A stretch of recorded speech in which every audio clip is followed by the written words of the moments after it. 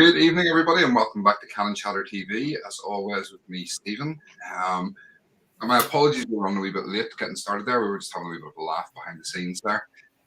But we've a good show lined up for you tonight. We're going to talk about some England debuts. We're going to talk a couple of transfer rumours, and then obviously into the important stuff, which is the match tomorrow night, the Anfield.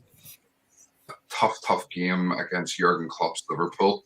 So, with that said, we'll play the intro and we'll get into it.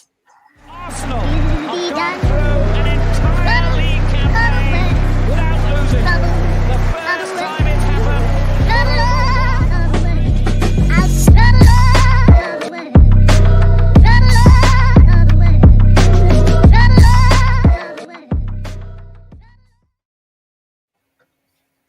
Okay, so as I say, welcome back to Cannon Chatter TV. It feels like ages since we've been on the air. It's certainly been, I think it's at least 2 weeks since I've been on. I know Lottie and G did a show each last week, and then Lottie was on with our guest tonight, Ryan, weekend, doing a show on his channel, and then watch along for the Arsenal ladies. So yeah, it's great to be back. As always, joined by my Cannon Chatter co-hosts, we have G. How are you tonight, G? Yeah, I'm good. I'm good. Obviously, the international break, it tends to drag on a lot longer than any of us want to or want it to. But yeah, no, it's really good to be back. Really looking forward to obviously tonight's show and tomorrow night's game. But yeah, I'm good. Everything's good to send. How about yourself? Yes, man, I'm good. But I've actually had to go out and do some work rather than sitting on my backside for 5 minutes in the morning and then putting my feet up the rest of the day. I've actually had to go and do like a proper job. So yeah, it's been quite strange, but you know what? It's good fun. Lottie, how are you? Yeah, I'm good. I've had a week from hell, but you know what? I'm back here and I'm happy to be back. I've missed you guys, honestly. I really have. It's been so strange. I mean, with G running his own show, me running my own show, I mean, I've actually missed you both, but I've probably missed you a bit more, Stephen, I'm afraid. Thanks. Throwing shots already, you know. Hey, you threw shots at me pre-show. It's game already. Game on. Game on. Thank you, Lottie. But I've been watching you in the week, G, so you know what I mean? I've been watching the shows back, because I said Fair enough. So we are also joined tonight, and I'm delighted to say, by a good friend, Mr. David Seaman. Sorry, Ryan, Mr. Arsenal. I got the wrong name there. Ryan, how are you? Great to have you with us. Yeah, I'm not too bad, and I can't wait for tomorrow. I hate international football, so I'm just, yeah. Yeah, I'm the same, to be honest. I mean, I don't really watch much international football at all. I think I seen what was it, about one game during the Euros, I think I said I'd seen. I just no interest in it, especially when Northern Ireland aren't playing. No real interest.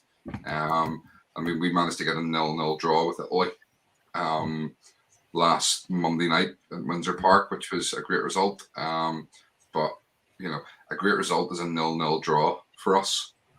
So yeah, we're playing European champions, so yeah. Well, this is true.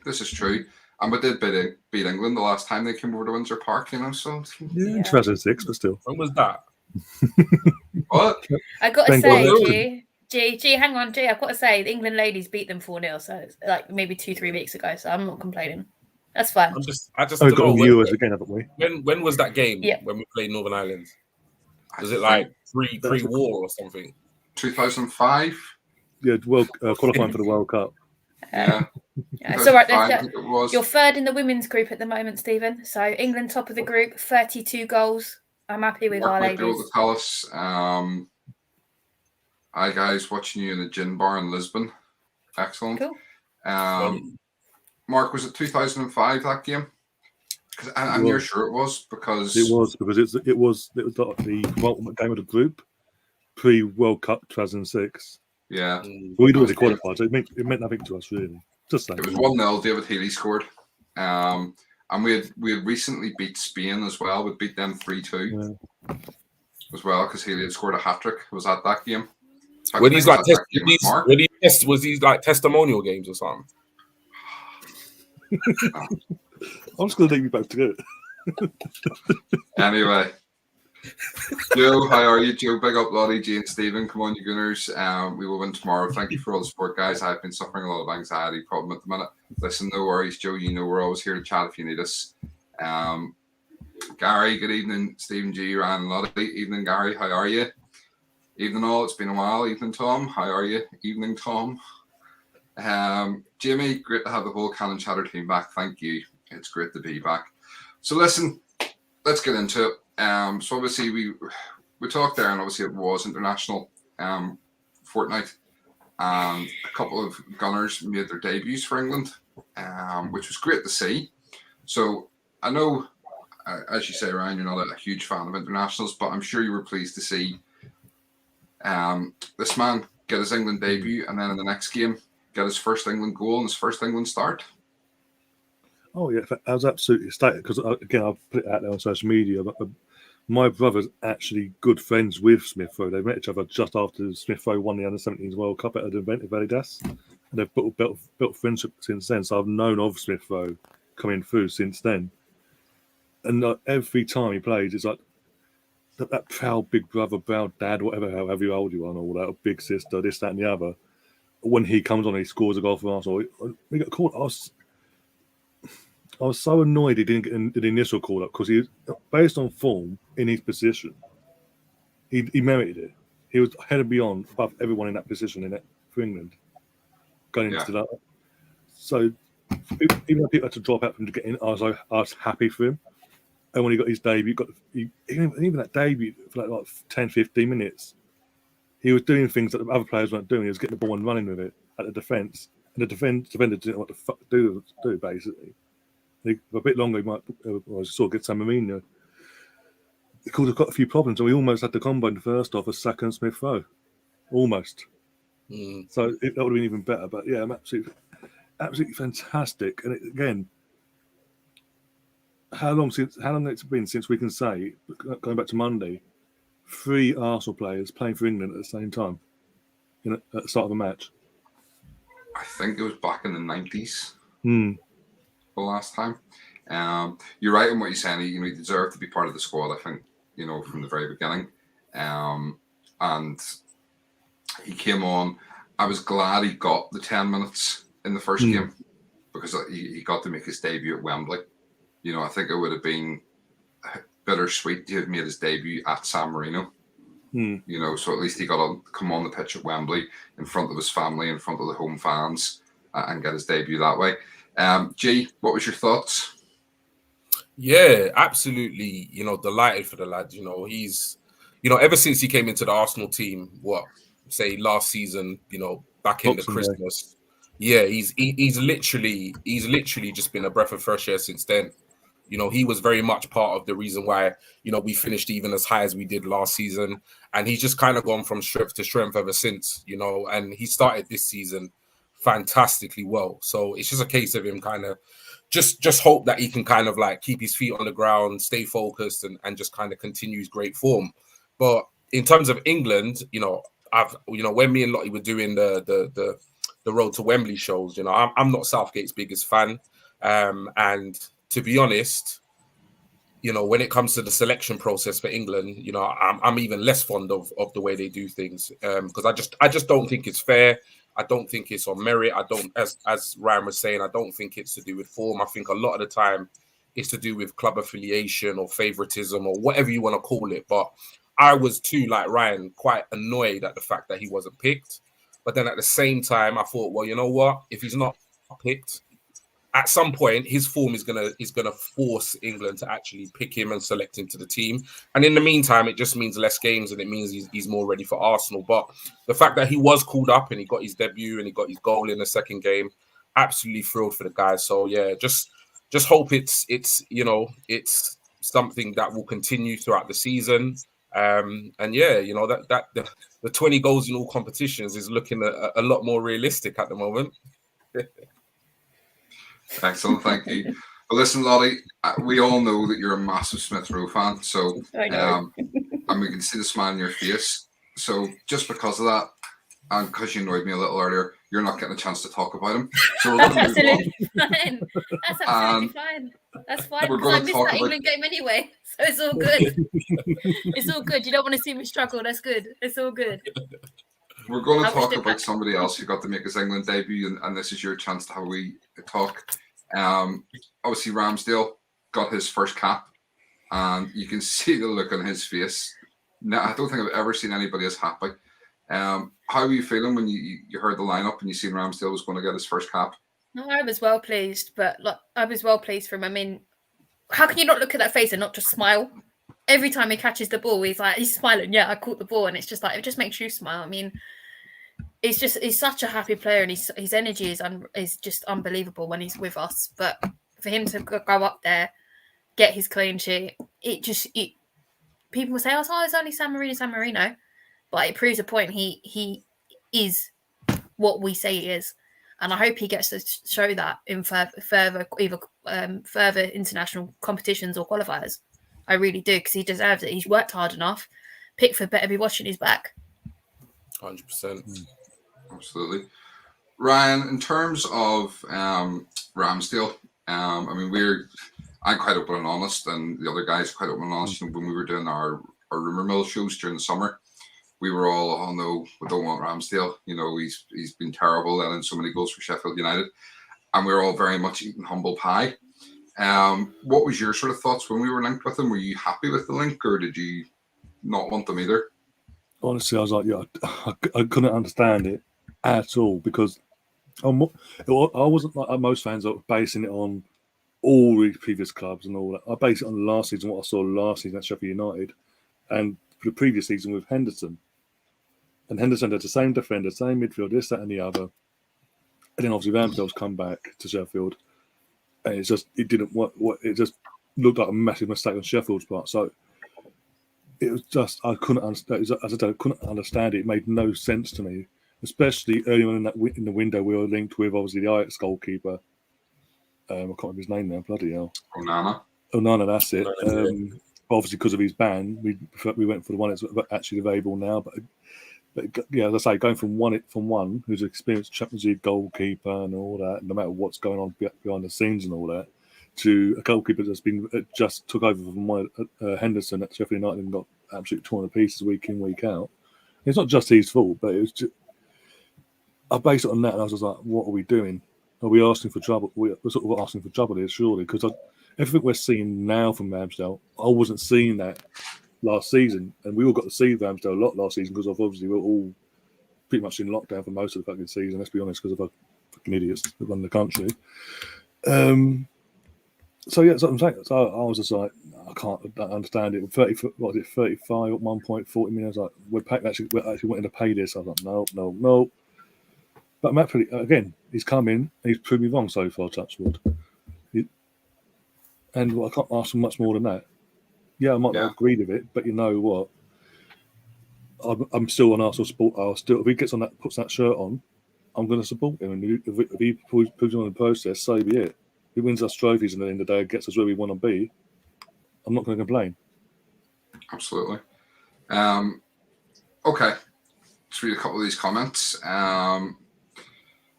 See, G cruising for a bruising there. Yeah, could be some arguments tonight. Touchline Joker, that's a new name to the show. Welcome. Great show, predicting a 2-1 win tomorrow for Arsenal. Make sure if you haven't, that you hit the subscribe button, Touchline Joker. And everybody else, make sure to hit the like button now. Joe Thomas Party back, yes. And big up Tom from Joe. Okay, so a couple of other things that we've seen during the international break was we've seen a couple of managerial changes. So Aston Villa sacked Dean Smith, who then went to Norwich after they sacked Daniel Farke. Yeah. So Dean Smith went to Norwich, and Villa replaced Smith with Stevie G from Rangers. G, what's your thoughts on Steven Gerrard coming in and taking over at Villa? Do you think it's too soon for him, or do you think it's a good move? You know, first and foremost, I'm just delighted that Villa fans have just been humbled by this season. You know, because obviously, you know, post last season and pre this season, they were just piping up on all sorts of levels in terms of they've signed this player, they've signed that player. You know, they're going to finish above us. There's a rivalry, blah blah blah blah blah. So I don't really take a lot of notice of certain things on socials and other fans. I kind of focus on Arsenal, but the amount of talking they were doing, I'm just kind of glad that, you know, they have been humbled and they are sitting in 17th place. But yeah, in terms of Stevie G, I think the jury's out whether or not this is going to be a good appointment or not, because, you know, yes, he's got some experience. You know, he managed Rangers. He did, by all accounts, you know, a decent job. I know Rangers were going through whatever they were going through with deducted points, being relegated to the lower divisions, etc. And he's taken the club and, you know, he's got them back to basically, I wouldn't say on a par with where they were, but, you know, they won the title, etc., etc. At the same time, you know, it's like, I don't know whether this job is going to be too big for him. It's a big step up from winning the Scottish Premier League with Rangers or competing in the Scottish League to taking on a Villa side that's, you know, lost their talisman in Grealish. They have invested in the squad, but, you know, now we're starting to see the question marks about that investment, because before it was, oh, we've got Bailey, we've got Buendia, we've got Ings, you know, we're going to have a great team, we're going to finish in Europe. Well, all of a sudden, you're looking at their squad and you're thinking, well, you know, a lot of the hype that was surrounding the players that they bought was actually just hype. So I'm not sure how well he's going to do. And I don't necessarily feel as though that's going to be down to even his ability.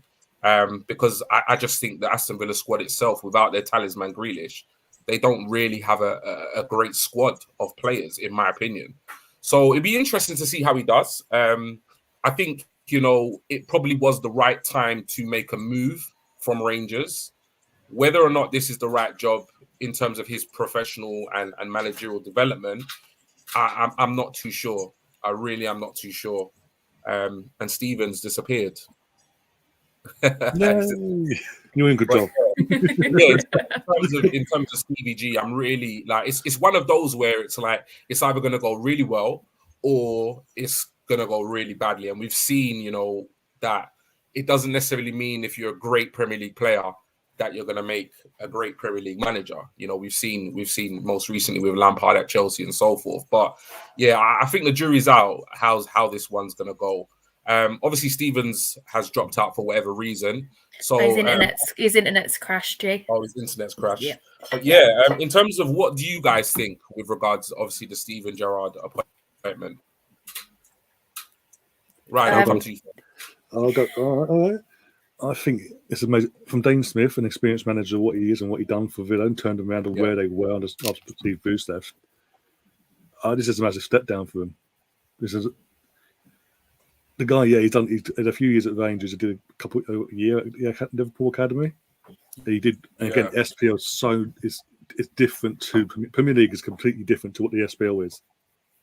It's more competitive. It's more intense, and he should know this as a player. So obviously, he thinks he's big enough and ugly enough to jump in and do what Lampard did, basically, from Derby to Chelsea.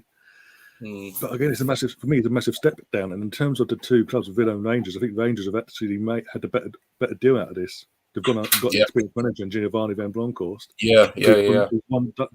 Done bits over in and around Europe and won league titles. So, but in terms of, I think if Steven Gerrard's in charge and all season, they're gone back to the Championship, never return. Hopefully. The thing is, it's like you could even say it's similar to, like, obviously there's been quite a few, like there's been a bit of a merry-go-round with managerials, you know, managers leaving, joining, etc. But it's almost like, don't get me wrong, I know Villa were doing badly. Obviously, I think they're in like 17th place. But a part of me just thought to myself, well, you know, he's been doing all right as a manager. It's almost like the first kind of blip that they had. They obviously, you know, pulled the trigger and just got rid of him. So would you say, I'll come to you, Lottie, with this. Would you say that they probably, you know, pulled the trigger too soon with regards to getting rid of him and replacing him with Steven Gerrard? I think it's all possible. I mean, as you said, there was all this hype over the summer. All their hype about signing Emi Buendia, but what they forget is Buendia can't actually play on Premier League football. He's been up, he's been down. He can't play Premier League football. So that hype is absolutely pointless in my eyes. And again, get rid of a manager that's kept you up, brought you back up after you went down and kept you up. For them to do that this far in the season is absolutely ridiculous. It really is. I mean, Steven Gerrard, I think when I first found out, I thought, you know what, good for him. He's warming up to be the Liverpool manager. Fine, whatever. Let him go back down to the Championship. And I think someone said to me he must be teaching the slip for his first training session, and I was just killing myself. Do you guys not think he's been doing that? I mean, he was slipping on an invisible banana skin, you know. You never know. But actually, it's crazy. Like they were asking him questions about, because even though he's joined obviously Villa as the new manager, it's like even during his press conference, they were saying, you know, is this job not the stepping stone, obviously, for the Liverpool job, etc. And I think even Jurgen Klopp was interviewed today, and they were kind of asking similar questions. And you kind of think, like, obviously he was professional, and he kind of said, look, you know, I'm here to talk about Villa. This is my focus, but surely he's got his eye on the Liverpool managerial. Oh no, definitely. I couldn't agree more. I mean, when Klopp's had enough, that's who they'll get. It's guaranteed. I mean, he's a legend. He's meant to be like bring the club more glory as a manager as he did as a player. Do you know what I mean? Yeah. Personally, I wouldn't want one of our legends to come back and manage us. I couldn't do it. It would just. I can see a Lampard situation happening. I mean, but it's a bit like when I asked Alexa, say something rude about about Chelsea. Oh, there she is. She started. She's going already in the background. Yeah, she started again. She started on Aubameyang and her hairline, and his hairline. I think she said something to the effect. Chelsea have got all these great achievements, and then there's Frank Lampard or something to that effect. Yeah. And if you think about it, it's actually true. I'd never want that to happen to Vieira with us. I could never do it because our fan base is too toxic. But if he wants to go up there and trash his reputation, so be it. Yeah, it's a difficult one because it's like I think there's sections of the fan base that, like, speaking from like kind of Arsenal perspective, I think there are sections of the fan base that would definitely welcome you know, a Vieira or Henry you know, to come to Arsenal and manage Arsenal.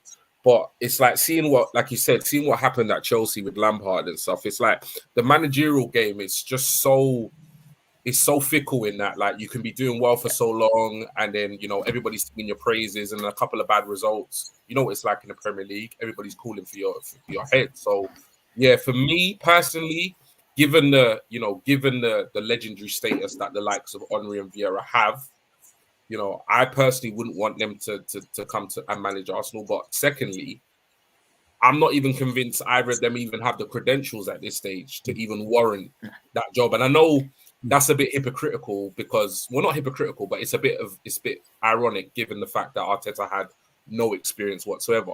But how would you feel, Ryan, about, you know, obviously at the moment we're moving in the right trajectory with regard to Arsenal results, but, you know, if things were to go sour and we started looking for a new manager, say, I don't know, in a couple of months' time, how would you feel about, you know, the likes of Henry and Vieira's names being thrown in the hat?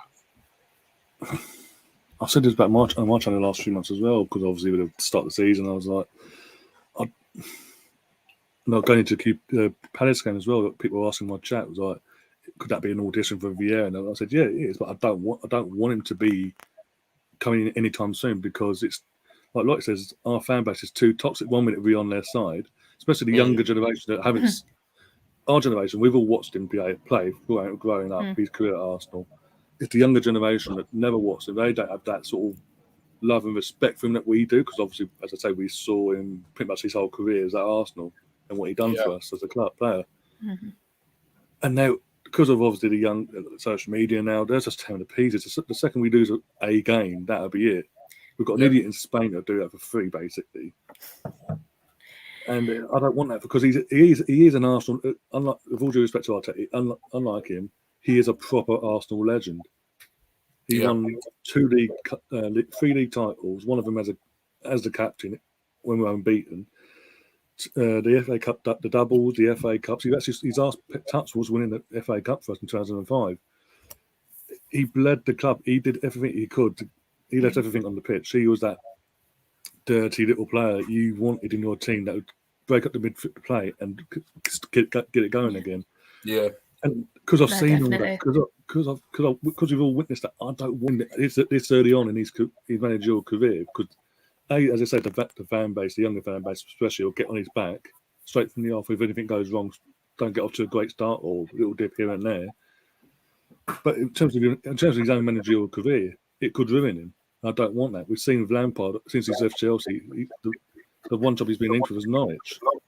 Yeah. No. Yeah. Brian, do you think we'll ever see another player like Vieira in our lifetime that will grace our humble doors? Or the same ilk? Probably not. He's even talent for that matter. He's what he had as a talent and as a player, as a person, was so rare. It's so rare to find that even now, because everyone's doing the same thing now in terms of scouting. So if we don't get someone else will, but we'll never have that. Yeah, no, definitely. Obviously Stephen's having some technical issues. So we're gonna kind of freestyle the next couple of bits. We kind of have the overview of the show anyway. So until he joins us, we'll kind of move on. We won't have some of the images that we probably would have planned to have had, but that's fine. We'll move on. So, the next thing we kind of wanted to speak about was some of the kind of rumors that have been circling with regards kind of outgoings, incomings and outgoings. Now, remind me, Lloyd, what was the first one? One of them was Ramsey. What was the first one? And the other one is Raheem Sterling. Yes, so coming in. Yeah, so there's been a lot about this on Twitter. I even actually tweeted about it because I saw a lot of mixed opinions with regard to Sterling, and to be honest, I was a little bit surprised. I won't necessarily reveal my opinion just yet, but with regards, obviously Sterling, he's at City at the moment.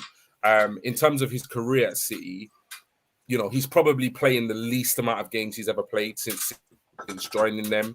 They've obviously signed Grealish. They've got an abundance of attacking players. So, Lottie, I'll come to you with regards to Sterling and obviously a potential move to Arsenal, in January or next summer.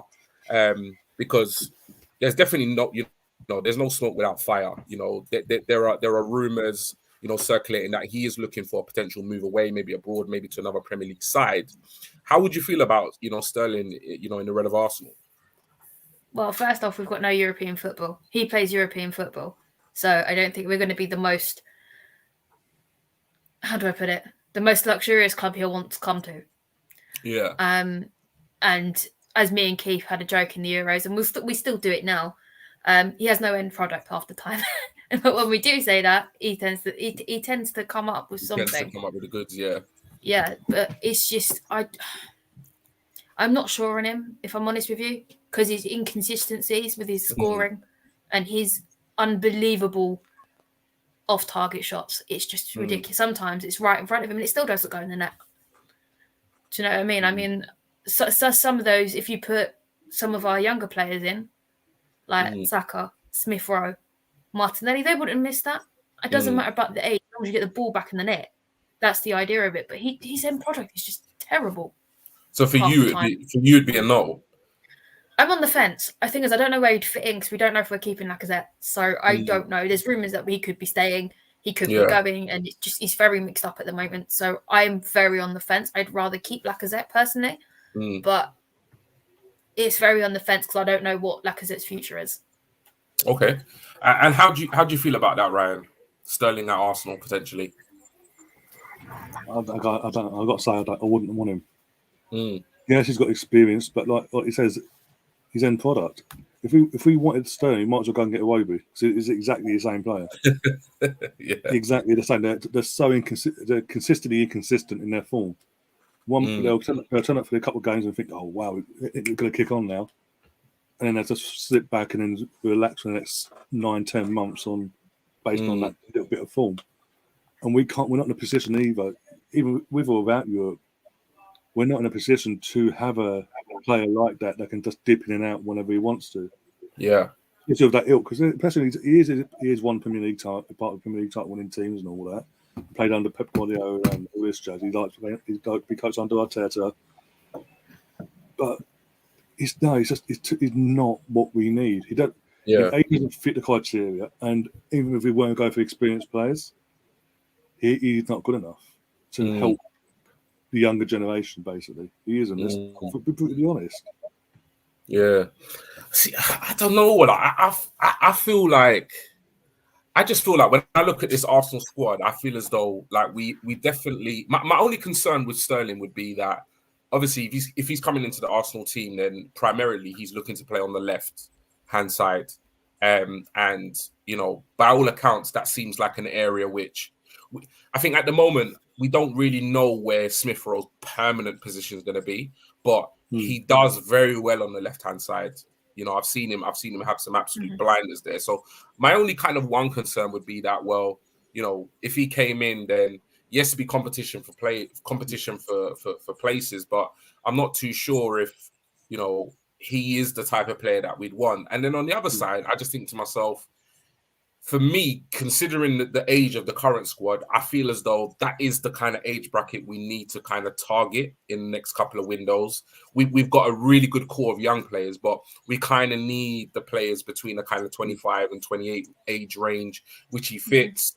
He's very experienced international. He's won, almost every single, club competition trophy, I think, other than the Champions League. So, he is a serial winner, he will bring that experience and that that mentality of being able to win, etc. So if it was entirely up to me, my opinion, and this is obviously what we do is all about opinions, I would be in favor of him signing for Arsenal. I have to be honest, and it's mainly just to do with the fact that I know he has his criticism in terms of his end product and stuff, but I just think, given the age of the squad that we have, and given the fact that the vast majority of this squad have not actually won any major trophy collectively. Okay, we won the FA Cup. I do understand that. But in terms of this squad, I think, he's a Premier League winner. He's a full international, loads of experience in major competitions. If we did sign him, I'm not saying I would be absolutely thrilled, but I wouldn't be disappointed. I wouldn't feel the same level of kind of underwhelming feeling that I felt in the summer with some of our recruits, which obviously ended up being absolute nonsense. But yeah, in terms of my opinion, I know, Lottie, you're on the fence with regard to Sterling. I know, Ryan. Yeah, I've actually got a question for you both. Sorry, Jay. I would be in favour of Sterling signing for Arsenal personally. I've got a question. Do you think he's the kind of luxury player we can afford at the moment? Looking at it from a wage bill perspective, because we have been cutting it down. We're going to be well, if all the rumors are true, we're going to be saying goodbye to a significant amount of players. We already said goodbye to a significant amount of players, the likes of Ozil, Socrates, Mustafi, who won high wages. But then again, I think next summer, we're going to see the back of Kolasinac. And then you've also got the likes of Lacazette, Eddie, Chambers, El Nene, and I think there's one other that are actually out of contract anyway, which I can't really see their futures being decided. So for me, it's one of those things where I just feel like the defense is pretty much sorted. I think the midfield is an area we really need to prioritize. But I do think we could probably afford, like now at this stage, after the exits in January and summer, I think we could afford, a couple of luxury signings, on the other side of those windows. So put it this way, he's not my first choice, but I wouldn't be upset if we signed him. I wouldn't. No, I wouldn't. Ryan? Again, we went down this route of Ozil, and look how that turned out. That's all I've got to say. Look, that is fine. That's a good answer for me. Ozil was classed as a luxury player in the end. He had a 300k wage packet. Yeah. And exactly. What he didn't get money for worth it, basically, on the pitch. He's not even putting his weight in Turkey for crying out now. I know it's different play, but I'm using him as an example. We've gone down that route before. It hasn't worked out for us. Yeah. It's an interesting one. It is an interesting one. I'm just going to do a quick check if Stephen is able to join us. I know you're backstage. Just give us a thumbs up or a thumbs down. G, I'm going to go no problem. Through some of these comments because they're absolutely flying in. No problem. But Stephen, you can join us anytime you're ready, mate. Oh, he's back. Welcome back. Yay. My Thank apologies, folks. I've been having issues with a certain internet provider that covers above us and does a lot of football content. They were supposed to send me out a booster box because mine was broken and I pay extra money to have a booster, and they hadn't bothered their backside sending it, so phoned them today to complain. So yeah, my internet just cut out completely on me. So my apologies for that, folks. Okay. Yeah, Lottie, you go ahead and go through the comments there while I catch up here and reset things up. I think we've done that one. Oh, we've got a new name, Bob Brown. Great show, lads. Loving the new positivity around the club. I saw signs when we were 8th, to be honest. And Cannon Chatter's #1 fan is in the building. Georgina, how are you doing, my love? Right, got Tom as well next. I think he should have stayed at Rangers. I believe that's his Stevie G. Until the end of the season, at least, and that's at least then see what's going on. I'm not sure what being a manager at Villa does for his career. Hello, Georgina. That's actually a really good point, guys. Don't you think? Exactly. It doesn't, because obviously if he gets relegated, it's not going to benefit him for a Liverpool job. So it makes more sense to go for a more mid-table, sustained team. Yeah, I think it's a big risk. Obviously, you know, if he's got ambitions of managing Liverpool, he has to make that step at some point. But it's a big risk. It's a big risk. Got got George in the house. Hello, George. Joseph, I will be honest, I didn't believe in Arteta. Kind of changed a bit this season. Yeah. Well, I'm still comfortably on the fence myself, guys. But I don't know about you, G. Yeah, you know what I mean. Again, I've not been Arteta's biggest fan. At the same time, you know, we're winning games, we're moving in the right direction. So, you know, I can't say I'm completely convinced by him as yet. I still think it's early days. At the same time, you know, what better way than to, you know, silence your critics by winning games? So, you know, may it continue. No, definitely. Gary, I wish I had a crystal ball, as I'd like to know Arteta's ceiling. Do we wait 3 to 8 years to find out? Ryan? Bloody hell. Jeez, not like that, Gary. Come on. Don't stop me off now, Gary. He won't have 3 to 8 years. No. Nah, I don't think he will. 3 to 8 years. Over and over again, the Arsenal podcast, Vieira in 2 years, if he does well at Palace, will be perfect for us. No, I'm going to have to disagree with that. He's going to need more than 2 years, surely. Jay, I know you look like you're itching to answer that. You're like, I saw your face. You know what? Come on. It's just a tough one because you know what, with Vieira, given his stature with the Arsenal fans and his kind of legendary status, I think there will be sections of us that are just completely against it because, you know, if it were to go bad, it's horrible because it will kind of like stain his legacy at Arsenal. At the same time, if he does a fantastic job at Palace and that coincides with Arsenal not doing very well, it's almost inevitable that it will happen. So it's a difficult one. So let's just hope, obviously, you know, Arteta continues to be successful and we never for us, certain sections that day never comes. But if you think about it, if he does miraculously well at Palace and then Arteta starts, you know, failing, you know, if we don't get into Europe next season and then the following season, it's inevitable. It will happen. But let's just hope it don't, because for me, I just don't want anything to tarnish the legacy of certain players at Arsenal. Oh, yeah. The thing is, I think I'm just thinking about it. And if Thierry Henry did come and manage us, right, he doesn't have social media. He deleted it. So he won't see everything. But Vieira will. And I know he's tough as old boots, but it will turn this fan base inside out. It'll be our generation against the younger ones. It will turn it inside out completely. In terms of that, I believe if he did come to Arsenal in his social media, I think he'd have his agents or get a management team in to sort of deal with that, so he can just do his job basically. So he's not getting that in his face all the time. Because what we saw with Steve Bruce recently, he said literally the abuse he got from day one. It not mentioning fucked him, obviously his family as well. But also, in terms of obviously legendary status as a player, we've seen that Ole Gunnar Solskjaer, one of Man United's recent legends, part of the triple winning team in '99, the abuse he gets from their fan base, from sections of the fan base, at least anyway.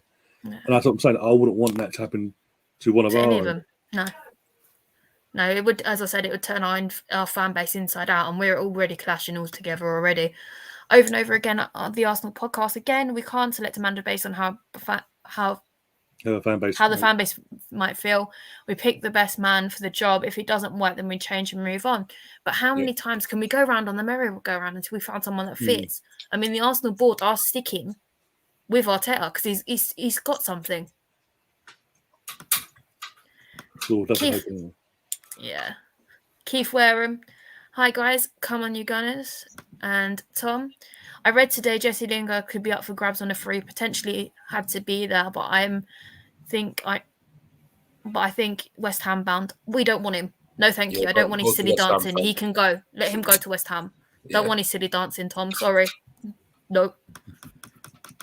Over and over. Sterling's bang average, but Mikel seemed to get more out of him. Personally, I don't want him. I don't think what he's need from over and over. Again, the Arsenal podcast. 2V, I'm here from Tunisia. Tunisian Gunners at G-Talks. You're amazing, mate. Yeah, we kind of touch base today on Twitter. So yeah, big up 2V for obviously watching the show. Appreciate that, mate. Gary, definitely over and over. Arsenal again podcast. Ramsdale wasn't the fans' pick, but Arteta's in Edu's picked. Most of these 6 incomers weren't popular, but they make Arteta comfortable. He must have a plan up his sleeve. We're slowly seeing it. Keith, can't see Sterling coming. He's better than Pepe though. Ooh, that's an interesting one. I think Pepe is the one we're moving on to next, Stephen, isn't it? I'll come back to that, Keith. I'll come back. Gary, I look at Sterling like I look at White. Very expensive transfer, but Arteta wanted it and it seems to be working. A confident Arteta is a good Arteta? Possibly. George. Sorry, Ryan? We find out tomorrow at Anfield. George, can't see Sterling joining. To be fair, I've had better chance of getting shots on target than Sterling, and I am blind. Sorry, George, I've got to laugh at that. Sorry. And boys, this is George that I go to the football with. Yeah. So I just got to laugh at that. I'm sorry, guys. Over and over again, the Arsenal podcast. Let's be real, Ozil did work out. Okay, if you say so, Richard. If you say so. Gary, number one fan isn't me. What? And I went, oh, sorry, Gary. 34 to be sold in January, please. Oh, yes, please. I'd agree with that, Joseph. Last 3, finally. Gary, how do you call him number 34 and not want him to be sold? I'll be okay if 34 is sold. Ben Bennett's in the house. Why can't all fans just back what's going on now? Far too many waiting to pounce for any Arteta mishaps. Yeah, there is quite a lot of them, you know. Ben has a point. Yeah, that is one thing I don't get. Like I said, I have criticised Arteta a lot, but at the end of the day, while the team's performing well and we're winning games, like I don't understand. Like the manager. Yeah, just enjoy it and just let's hope it continues. Do you know what I mean? I'm not sitting there waiting for him to make a mistake. Even if, to be fair, even if we lose, tomorrow at Anfield, I'm going to be annoyed because I'm an Arsenal fan. At the same time, you've got to put it into context in terms of who you're playing.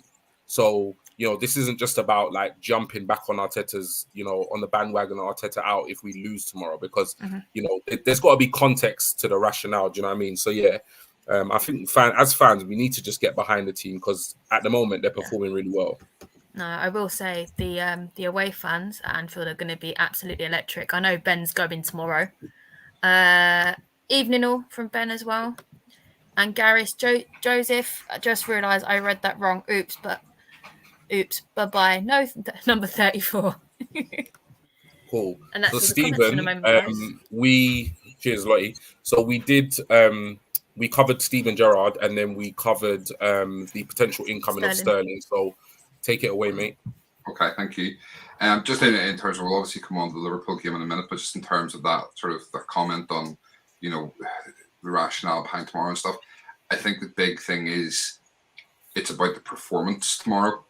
So it's all very well sitting here, and we shouldn't be saying we accept a loss. We should never accept a loss. And as I say, we'll come on to this when we're going to talk about the game. But the big thing will be the performance. And that's more what I would judge our head on tomorrow, is that if we don't get a result, it's what is the performance like? Has he got the players up for this game?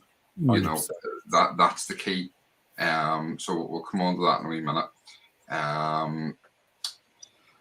Over and over again, Liverpool are only 2 points above us. Why should we accept the defeat? We can beat them. Absolutely, that's what I'm saying. I mean, we should never accept the defeat. But we have to sort of recognise that Liverpool were league champions 2 seasons ago. They have some phenomenal attacking talent.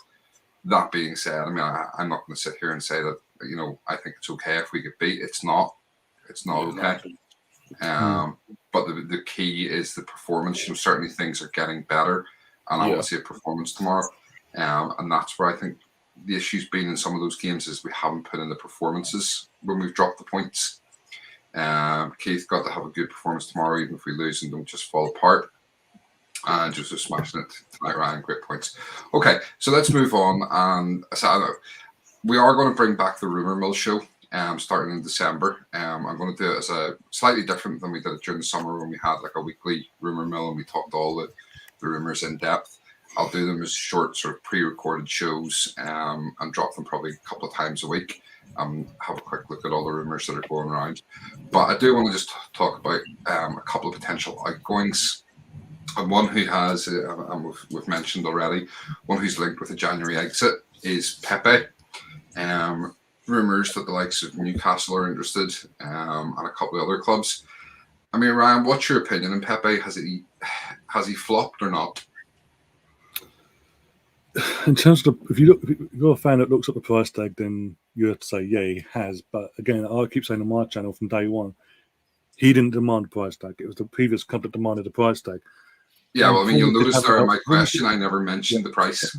Yeah, and I was just saying, there are fans out there that just use the price tag as a background name for him. And I was just to fight out that literally he didn't kick it as his previous club and all that bullshit. Plus our Don Rowell, or what his fucking name is, the Ford that he was. And in terms of performances, we've seen performances not consistent enough, but we have seen performances where there's a player there, but this is what, his third season now? He's still doing things, he's still trying to play like he's in League One, where he just runs the ball into no man's land. And then he literally doesn't know what he's doing, he's got no support, and he just hits and hopes for the best. And then there's times where he knows he's used to the Premier League now. He's transforming, he's moulding into the Premier League player now. But then he goes back to the League One thing. I remember, what was it, the Olympiacos, when we got knocked out that night.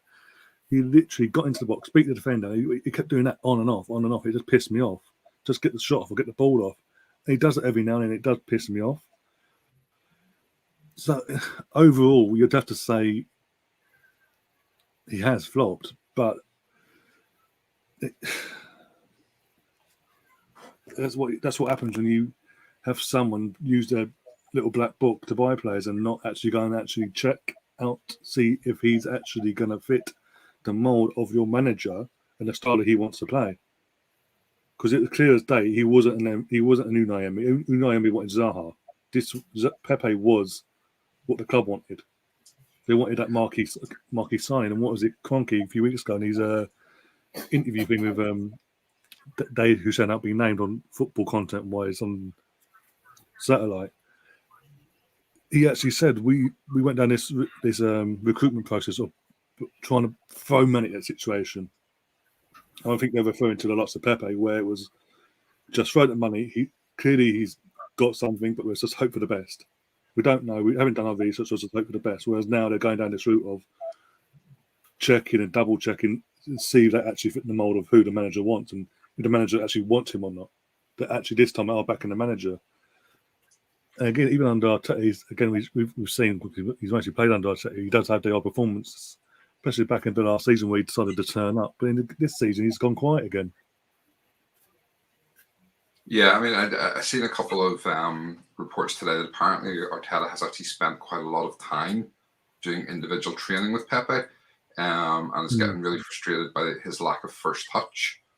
And then this is part of the reason why they're prepared to cut their losses on him and sell him for sort of 25, 30 million come January. I mean, G, would you take the money and run? Yeah, you know what? It's like it's actually quite sad because I think like I watched quite a lot of Pepe when he was playing for Lille, and you know, obviously I saw what he could do in the final third, and he had some fantastic goals, some fantastic stats in the French league that season. But sometimes with players, they don't transition well from one league to another. And I think when you're buying a player from another from another European league or international league, there is always that risk with every single transfer. There's a risk that the player might come good or the player might not. I think it would be a bit harsh to say he was a flop. In that, I agree with Ryan in that I think the reason why a lot of us would say he was a flop because of the amount he cost. When you put into context what you paid in terms of a 75 or 80 million pound player, we've definitely not had a return on that fee. But at the same time, he wasn't in control of how much the club wanted to pay for him. His performances are really inconsistent. He had some great form in the back end of last season. I kind of thought that was the turning point where he would kick on and have a really good season this season, but it's not quite happened. And I think in many ways, it's kind of coincided with the fact that the likes of Saka and Smith Rowe and how well they're playing. So the spotlight is even more so on Pepe because you've got the Haaland boys doing amazing stuff week in, week out. But yeah, our record signing is not actually performing consistently. So I was thrilled that we signed him, but I'm getting to the point now where just because of his inconsistency, if we accepted a reasonable offer in January and we sold him, look, right now I wouldn't lose any sleep because for me that right hand side is Saka's. That he's the player that's going to be playing in there week in, week out. And I feel like at the moment, given Pepe's inconsistency, he's only going to have a rotationary role in the side. He's going to be there when, to give Saka a rest or, play in certain games. And I just think, it's too big a fee we paid and probably on too high a wages to actually, warrant being in the squad. So it's sad to say because I was a massive Pepe fan and I still am a massive Pepe fan. I think there is a real quality player in there. For whatever reason, it's not quite worked out at Arsenal or it's not working out at Arsenal. And if we sold him, would I lose any sleep? Not at the moment. I wouldn't. Okay, thanks. Just a quick comment. The person who's commenting there asking about a link to come onto the show. Unfortunately, it's not the sort of show we are. It's not a phone-in. So if that's what you're looking for, there are other shows out there that will do that. But it's not us, unfortunately. Okay. So I want to move on quickly to somebody else that's linked with the January move out and potentially needs it. And it's more so a loan, and that is Flo Balogun, linked with a move to Middlesbrough on loan for 6 months. Lottie, what are your thoughts here? Send him out. He's too good. He's too good for our youth squads. He needs the experience. Send him out. As long as he doesn't get used too quickly to being the first starter. But I don't think we've got to worry about that with him. He's a Haaland boy, so send him out. Get him the experience. The quicker he goes out on loan, the more experience he gets, the quicker we will get him in the first team. Do it. Okay. Ryan, any thoughts? I'm like you guys.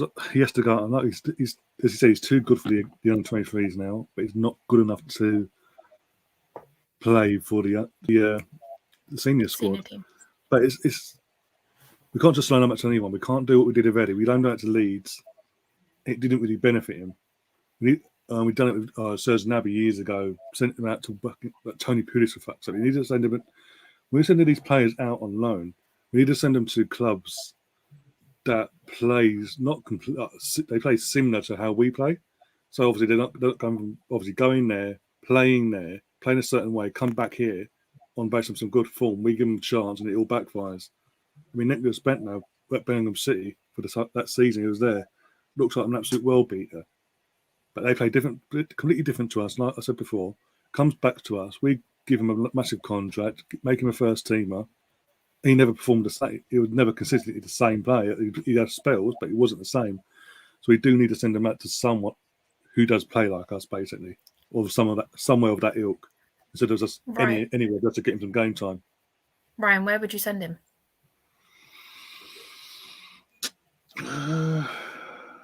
Come back to me on that. Have a think about that. Have a chat and I'll come back. Okay, have you got any ideas, Stephen? Look, Keith here is saying, yeah, they're in somewhere like Brighton. I think Potter would get a lot out of him. Yeah, do you know what? They need a striker. That was actually a good shout. Not a bad shout, yeah. It's not a bad shout. Guys, do you have any different ideas from that? It's a tough one.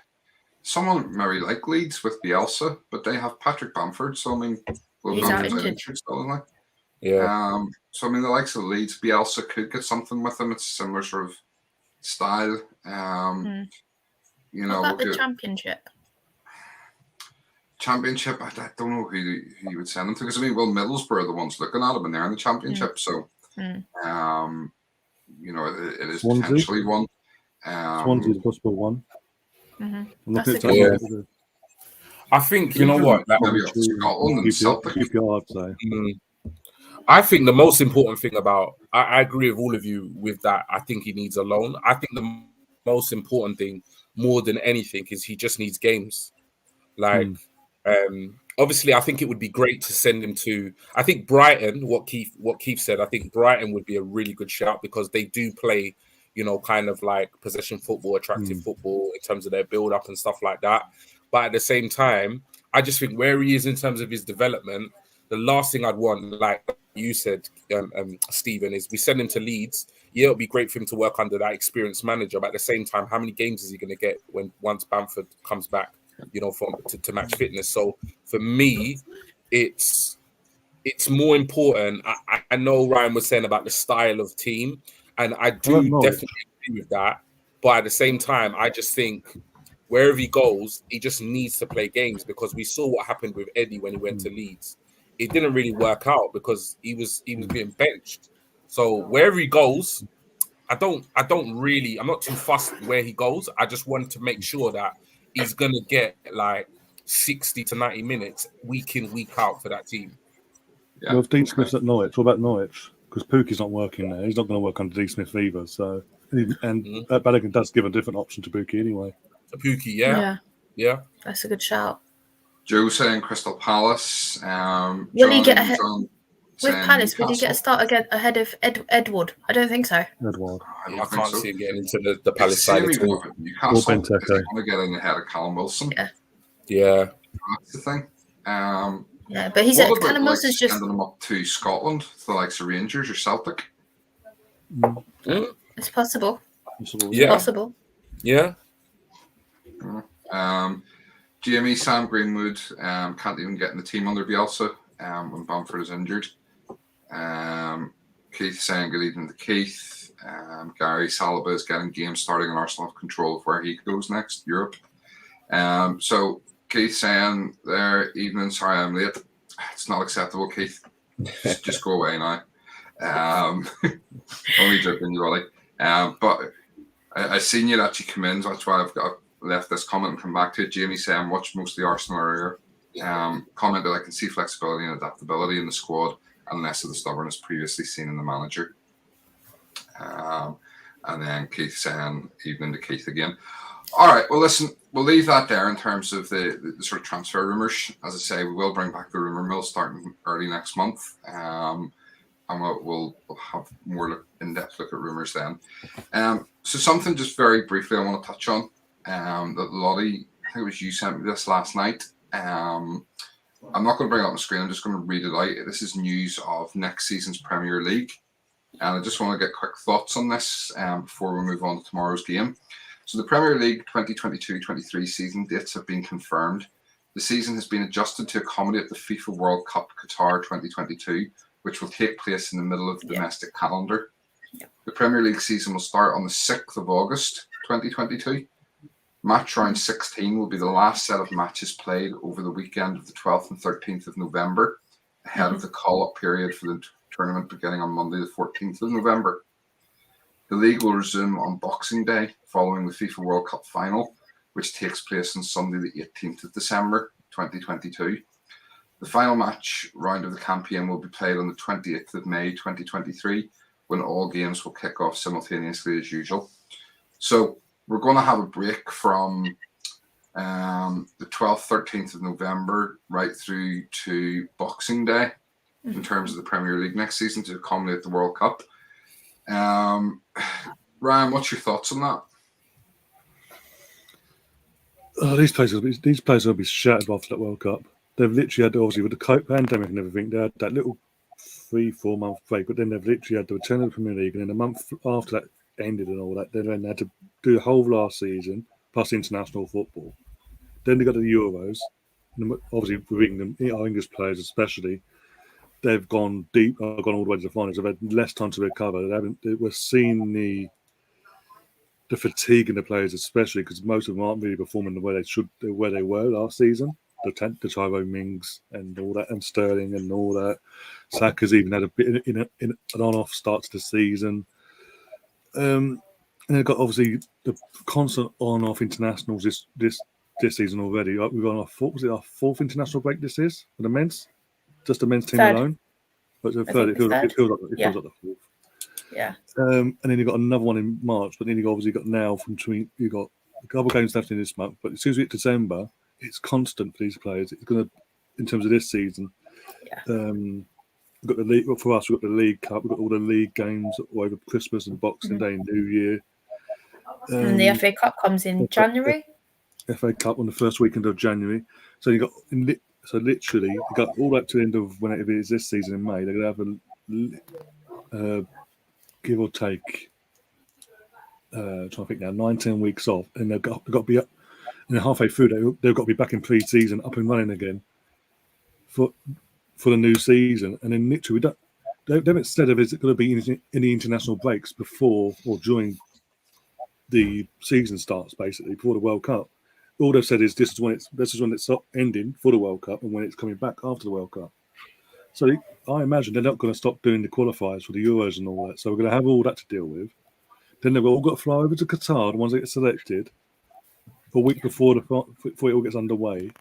And if we've seen England or France or the big nations get to the final, half our squads are going to be, not just for Arsenal, but for the rest of the Premier League and leagues in general throughout Europe, we're going to be completely shattered. And they've got to come back a week later and go, off we go again. And then literally go the rest of the season and then deep into May. And then literally getting less time off in the next summer. They are going to be absolutely shattered. But yet again, it's the Premier League and the FA and FIFA and UEFA all thinking what's in their pockets.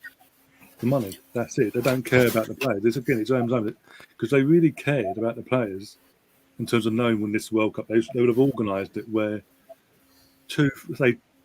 what match day is it? Match day 16, you said? 16, yeah. Match day 12, match day 13. They put a stop in it. Give them 2 weeks rest, and then they go off and fly and they adapt to Qatar. Because there's another thing. These players that have come from all around the world, in terms of Europe-wise, fly over to the other side of the world in Qatar, where we've been told the heat conditions are going to be unbearable as it is. They've got a week to adapt, and that's it.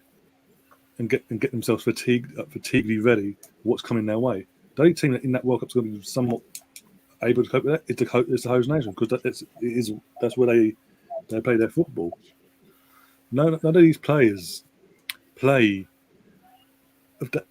in that sort of heat, that intensity, that humidity that we're going to have, and then they're literally with all that, and then a week late after the final, Boxing Day, got to have a Boxing Day game, off you go again. I'd rather, because of that, I'd rather say 2-3 weeks beforehand, put a pause on, do the World Cup, have it end on the 18th or whatever it is, and then come back New Year's Day. If it means obviously squeezing a few games midweek, so be it. Near the end of the season, so be it. You work around it. This is just seems like oh well, this will do. And he's going to come back not just by arse on the arse. He's going to bite a lot of players on the arse, like clubs on the arse. So not just in England, around Europe. Yeah, I was just working it out there. It's 15 weeks between the start of the season and that break. So 16 games in the league, plus you've Carabao Cup games, European games if you're in Europe. So I mean that's an awful lot of games because you'd expect that the European Cups they would want to have the group stages done before the World Cup because they like to have those done before the end of the year. So there's 6 more games. So there's 22 games if you're in Europe, plus Carabao Cup maybe 2 or 3.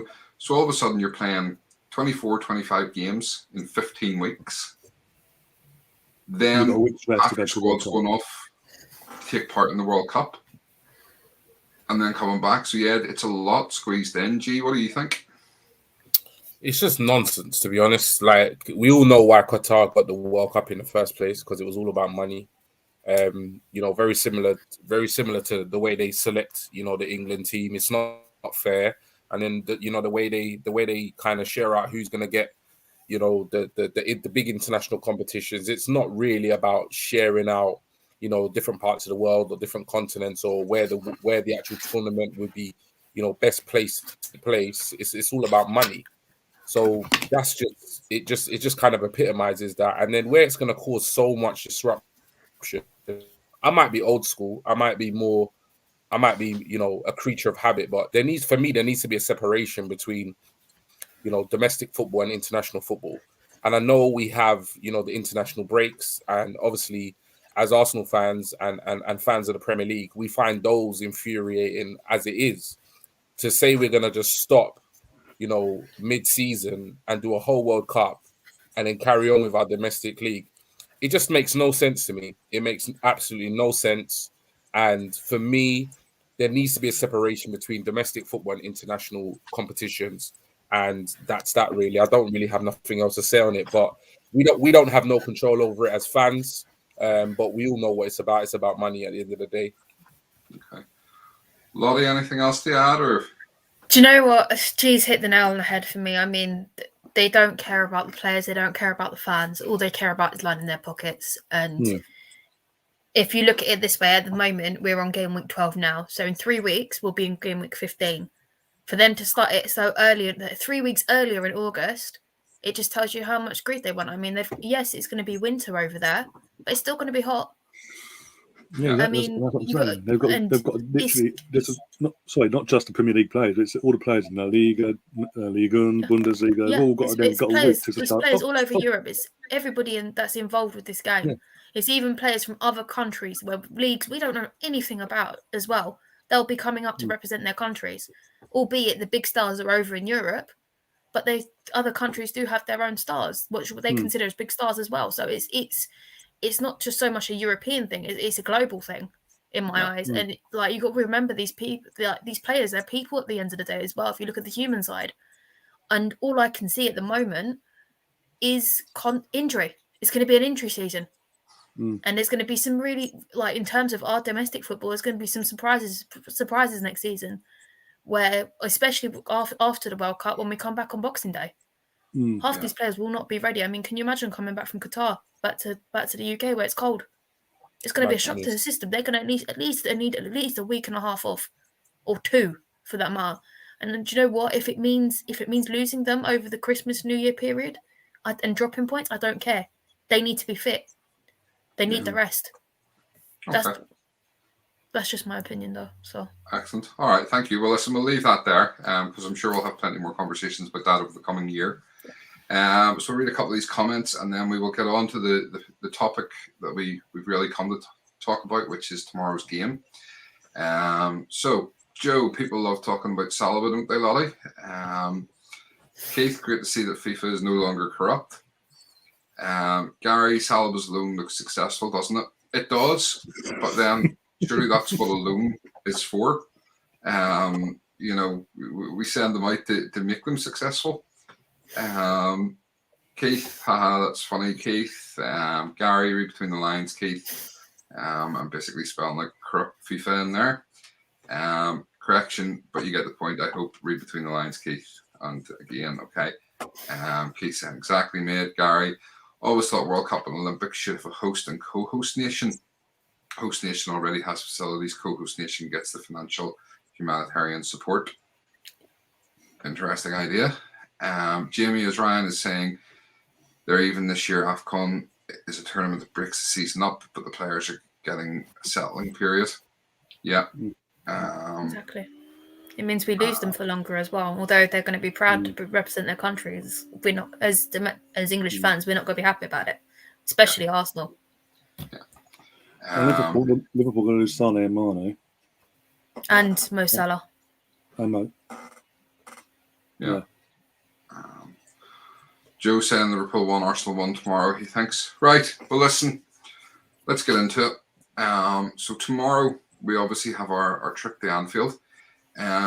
Before we go into the sort of predicted lineup and things, Ryan, I'll come to you first.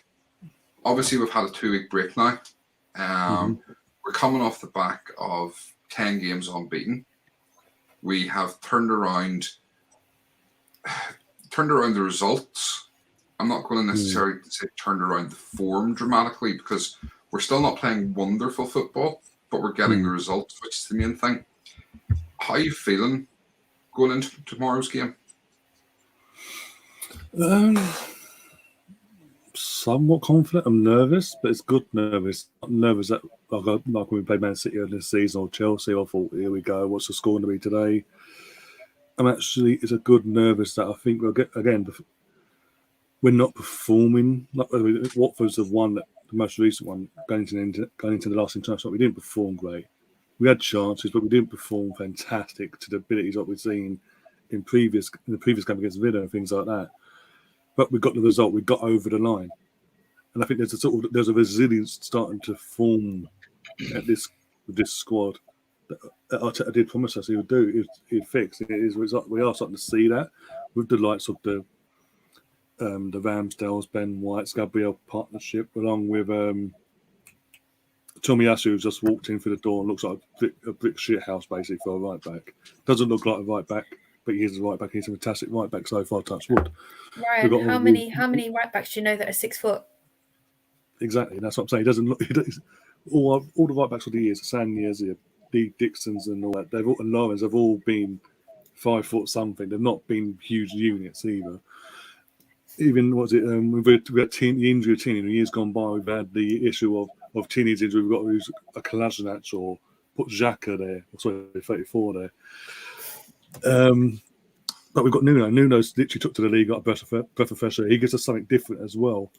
He likes to get forward. His crossing is phenomenal for someone so young to have that sort of no fear and get the ball in and whip it in. And if we had someone that actually heads the ball, I mean, not Giroud, I don't know, maybe it'd be even better. But it is what it is. We've got 34's out injured. Everyone had a meltdown. Oh, our season's over. That's it. Oh, for God's sake, we've only got Partey and the youngsters. This is perfect for Sambi Lukanga. Sambi Lukanga is going to have to play a lot of football from Boxing Day until early February because of AFCON, because Partey's going. So either way, he was going to play a lot of football. So this is perfect for him to get himself ready and used to the way the English game is here. And so far, so good. Again, there's been one or two moments in a game in particular against Palace. But apart from that, nothing. I can't see nothing wrong with the kid. He took it to the got duck to water. He's excited. He's hungry.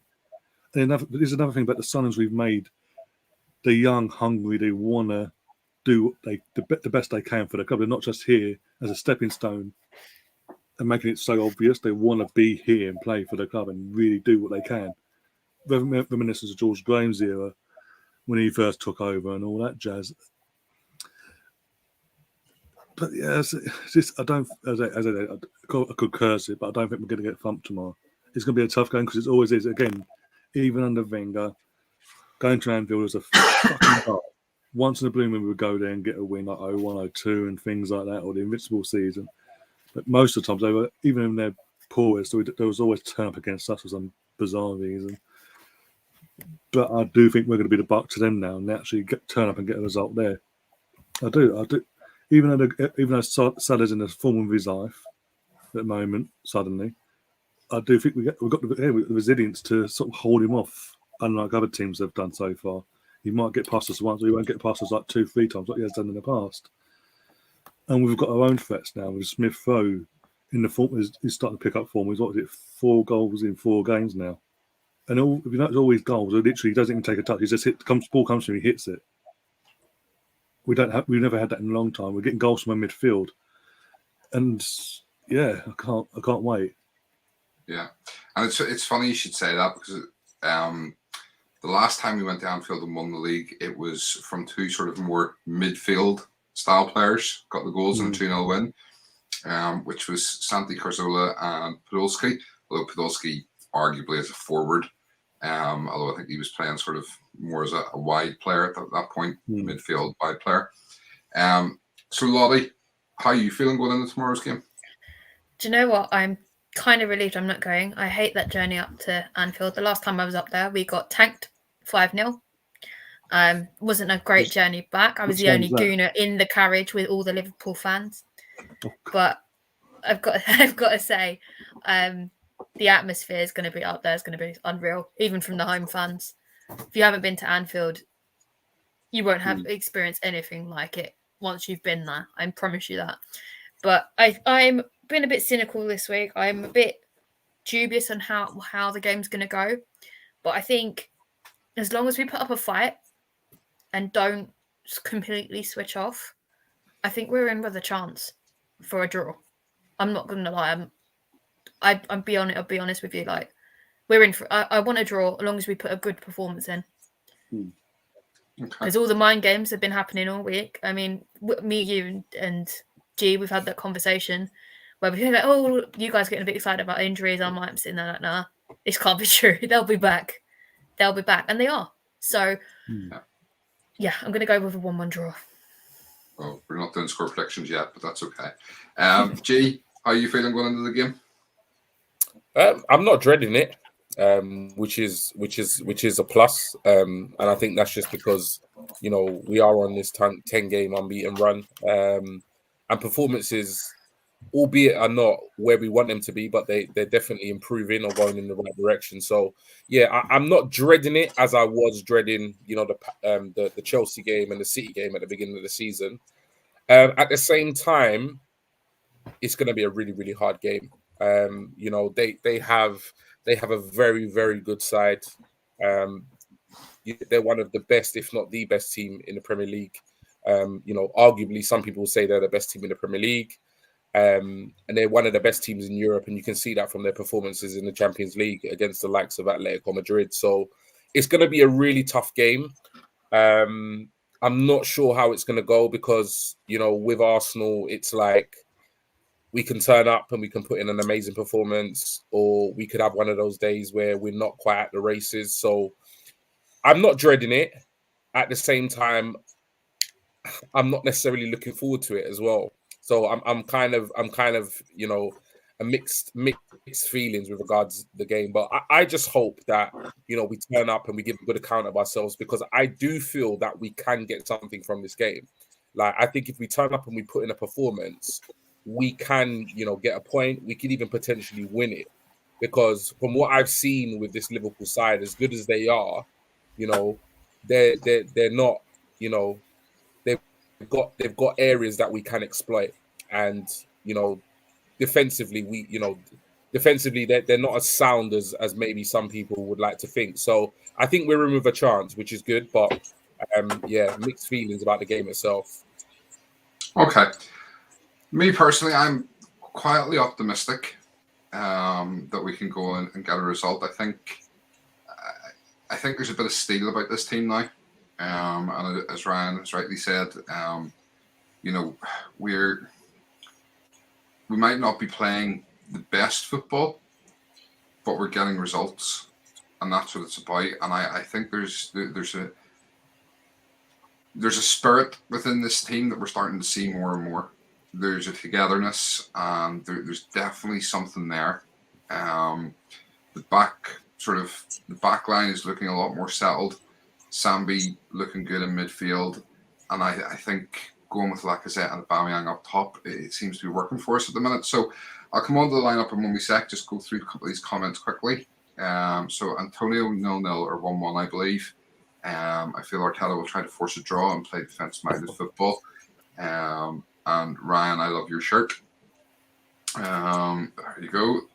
Good to see you with us, Antonio. Gary, with love 1-1, or with heart 1-1, sorry. And then Money. I'm assuming you mean If it's head money. 2-1. If he was betting, I'm assuming it means because it's money if bank. you're betting, Yeah. sorry. Yeah. And then 2-1. Really care about team performance over results. Yeah, I mean, I've said that earlier on as well. That to me, team performance is such a big thing in this one. Joseph, Tommy asked you better than your favourite Hector, Lottie. Sorry, Joseph, wrong person. You need to be still talking to Stephen up there. Wrong person. I love number 2. He's such a good player. 34, number 2. Who else? It's only those two. Just It them is two at only the those minute. two. Do you know what I love? Actually, and I commented on this. I'm starting to see the number 34 things taken off on Twitter as well. People referring to him as 34. It's brilliant. Hecky useless. Putting in 0 performances for Betis at the minute. Ben, not confident but dangerously optimistic of a result. Sing for 90 minutes plus, or sing for 90 plus minutes and see where it takes us. They should fear us as much as we fear them. Absolutely. NDB30TV, evening. How are you? I think 2-1 to Liverpool. Ooh. And John, draw for me. Let's go for 2-2. Okay. Well, listen. What I've done is I've come up with the 11 that if it was me, this is the 11 I would start with. And it's the 11 that I think potentially will start. So I'll bring it up on screen and I'll run through quickly my reasons. And then you guys will all have an opportunity to argue any changes to the team that you think should be made. So, going with Ramsdale in goal, I think it's obvious. He is number 1 choice. And, I mean, his performances warrant number 1. I can't see any case for putting Leno back in goal. Tomiyasu, again, there's nobody else that you would put there. Ben White and Gabriel are forming a fantastic partnership, and I definitely think that Gabriel is a big, big reason for why we've turned a corner. He has looked so solid since he's come back into the team. Now, this is the contentious one at left back, and this is where we may differ, some of us. But I've put Tierney back in. I know Tavares has come in and done well, but the teams we have played against haven't been the same quality as Liverpool. They haven't been Mane and Salah coming down the wings, and we don't know just how good Tavares is defensively, whereas we know that KT can pocket them on a good day. He had a couple of brilliant games for Scotland over the international break. Definitely one game, might have been 2. And the other thing, the big thing for me is we've all sat here and said that Tierney should be one of the next in line for captain of Arsenal. So if we're going to sit here and say that Tierney should be next in line for captain of Arsenal, how can we drop him when he's fit? So for me, he's a leader. He has to be in the team. Midfield, then I've gone for Partey and Lokonga. I know Keith, who's in the chat, I was watching his video last night where he had gone sort of 5 at the back and just had Partey and Saka and Smith Rowe in midfield. For me, I think we need Sambi in there. I think if you don't have him, you're going to have the likes of Fabinho, Thiago, Henderson, then Salah, Firmino, and Mane. You know, those 6 will just completely overrun us in midfield if we only have Partey in the midfield as sort of that one central player. So I think we need Sambi and Partey in there playing together to, you know, give some protection to the defence. Then you've got Smith Rowe on the left and Saka on the right. And obviously Smith Rowe can continue doing what he's doing, which is as Tierney would come up on the left-hand side, he can push more into the centre and play that sort of number 10. And then obviously he can drop back out to the left whenever Tierney's being more defensive. And then obviously the Lacazette and Aubameyang in the 4-4-2 seems to be working. So again, I would keep the two of them. So that's the formation I would go with, the 11 I would go with. And I think, as I say, there's a fairly good chance that that's what Arteta will go with. So over to you guys. Who wants to go first? Any changes or any changes firstly to the team or to the formation? G. You know what? Barring any last minute injuries, that's exactly the same team I would pick. For me, if I saw Nuno instead of Tierney, I wouldn't be worried. At the same time, I'd prefer if, I was having this conversation via some Arsenal groups today. I as well as Nuno has done, I still think Tierney is our number one left back. As amazing as Nuno's done, that's great. That's all well and good. But I still think Tierney is our number one left back. So for me, that's the exact team I would pick. I want to see those players and I want to see that formation. So yeah, I'm in agreement, mate. Okay. Ryan? Yeah, pretty much the same, literally. I won't make any changes myself to that at all. Pick the players that are in form. Pick the players that obviously are not, as in when it comes to Tierney, who's not injured. He's our first choice left back when he's not injured. And it is Liverpool. We've got to ease Nuno. As much as we're praising Nuno, we've got to sort of restrain him as well, sort of ease him in and know when he can give us something different. He's not bad up to be off the bench as well. He's very versatile. We can have both of them on if things aren't working out or whatever. But yeah, I mean, Saka's, as you said earlier, that's Saka's position at the moment. He's holding that down. No one's getting near that. Smith throws in the form of his life on the left-hand side, and I'd rather them, out of all the options we've got in midfield as a pivot, I'd rather them two. Okay, excellent. Thank you. Lottie, would you do anything different? Absolutely not. That is the exact formation and the exact 11 players I have picked from my Fan Hub app. I completely get your reasoning for Tavares. As we've seen, he likes to get forward he's a converted fullback. So I'm not surprised he still enjoys getting forward. But with the likes of the quality of the team that's coming on to him, I don't think he'll do very well. So it's much better to stick with our future captain, which is Mr. KT. But other than that, it's absolutely spot on. Yeah. Okay. I'm trying to think of other players, and there are a couple of comments there. Let's have a look. Today we've got to Gary. KT is number one left back. It should be easy next. Joe, what about Ainsley? He was great last game. I mean, is there an argument for playing Ainsley, Maitland-Niles over Sambi?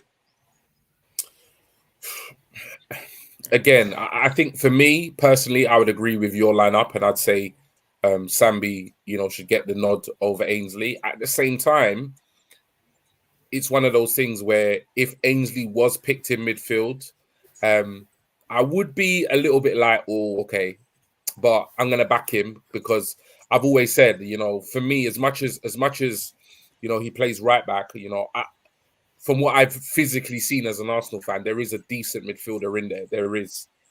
So I would go with Sambi, but if Ainsley was picked, I wouldn't be too worried. I'd be a bit like, I'd take a deep breath, but, obviously support the lad, support Arsenal. Hopefully he has a good game. But yeah, for me, Sambi over Ainsley, because I think since Sambi's come into the side, he's just really settled and he hasn't really put a foot wrong for somebody so young. Okay.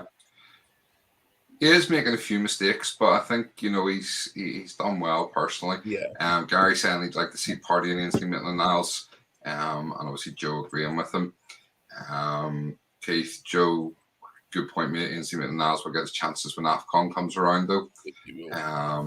yeah, because obviously we're going to lose Party and El Nene, and depending on whether 34 is still at the club and playing, you know. Anyway, Joe, yeah, Keith, I agree. My mum supports Newcastle, so Arsenal versus Newcastle should be interesting next week. Your house will be fun next week, buddy, says Keith. So, yeah, so I mean, for us on here, we're all sort of in agreement with the team that I put up. You could argue for Maitland-Niles. I don't know. I still would pick Sambi, and well, I mean, I picked that team, so that's the team I would pick. I'm not going to sit here and say I might pick someone different. I wouldn't. It's interesting that, you know, for so long, Arteta chopped and changed. You know, especially his backline. You know, every game, and you kind of felt he was picking players based on who we were facing. Whereas now, it seems to be a fairly settled team, and generally you can pick sort of 10 out of 11 players. You know, there's the odd time that there's one that you weren't expecting, but for the most part, you can pretty much pick the starting 11, which is good. And it's just, you know, it's a level of consistency that we need.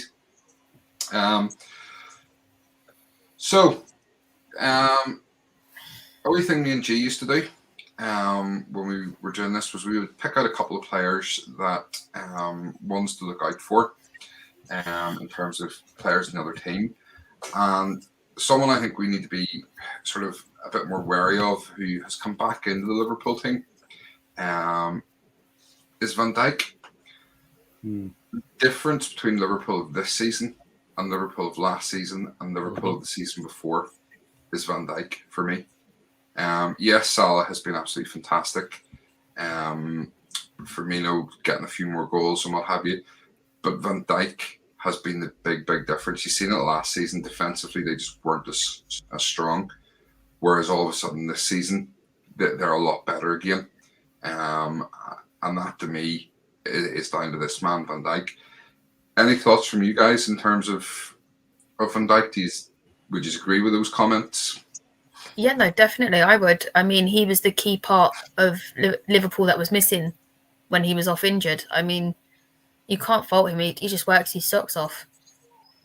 Completely agree with you there, Stephen. Okay. Ryan, any thoughts on Van Dijk? No, I've got to pretty much agree with you. Literally, as you say, he was the difference from winning the league and being competitive team they become to be, and then falling off the wheel last season. Yeah. The one thing I've noticed with them is they seem to have gone to a more zonal marking this season, which they weren't doing before. Which, with our ability to get goals at the set piece, I think that's where we may do well. So I think it all comes down to who we've got up against Van Dijk. Whenever we're taking those set pieces, and also when we're defending set pieces, because he can get up and he can get his head on corners and stuff. So it'll be interesting to see who to put on him when we're defending. G, any thoughts? Yeah, absolute beast of a centre back. He's just phenomenal, and you know we often kind of focus on, you know, with the Premier League being such an attacking, such really good attacking football. We tend to often overlook defenders, but you know, his absence from that Liverpool side really just epitomized just how important he was or how important he is. But yeah, I hate to say it, but he's up there with the greats in terms of centre backs, just because of the influence and impact that he's had. Like, when there was a lot of raised eyebrows when he was bought from Celtic, I believe, you know, and the fee that was paid for him. But was it Celtic? Southampton too. Yeah, I thought he did play for Celtic, but yeah, when they bought him, there was a lot of raised eyebrows, and you know, people were kind of, you know, almost like laughing at the fee that they paid. But he literally took Liverpool to another level. Obviously, there were other signings, but he is definitely that one of those players that takes Liverpool to another level. So yeah, an absolute monster of centre back, and he's going to be key to tomorrow's result. Okay, interesting there. Bob Brown. That's not a name I'm familiar with. Welcome to the show. I did see you commented earlier on, but I was off the air at the time. I don't agree. I think Van Dijk has been average this season, and Matip has actually been the better player. Okay, firstly, you only get to disagree if you're subscribed to the channel, so make sure you've hit that subscribe button. But yeah, I mean, it's a fair point. Matip has been good, and he's been keeping Konate out of the team. And I thought, Konate would be a surefire starter.